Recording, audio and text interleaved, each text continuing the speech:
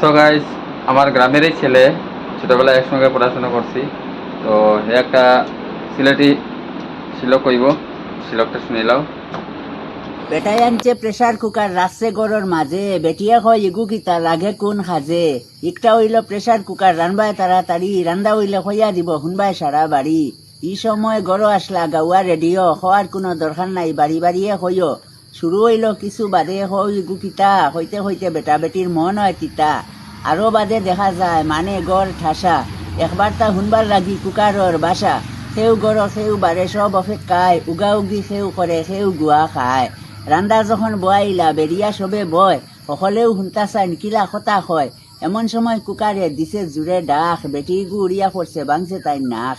ডাকর লগে বারইছে বেশ করি দুমা, কিগিয়া হইছে বাগরে ফাটি গেছে বুমা। উড়া উড়ি ঠেলা ঠেলি পড়ে চাইরো বাই, এক দরজা গড়ের মাঝে বারো নিনা যায়।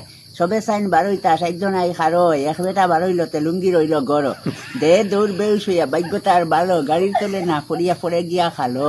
ইবাই দিয়া গড়ের মাঝে কুকারি গিয়া চড়ে, দৌড়র ছুটো কিতা হইতাম বের ভাঙ্গিয়া পড়ে। দে দৌড় যান বাঁচাইতে সামনে আসিল গাইল, যেমনি গিয়া ধাক্কা খাইছে পড়ছে দাঁতর ফাইল।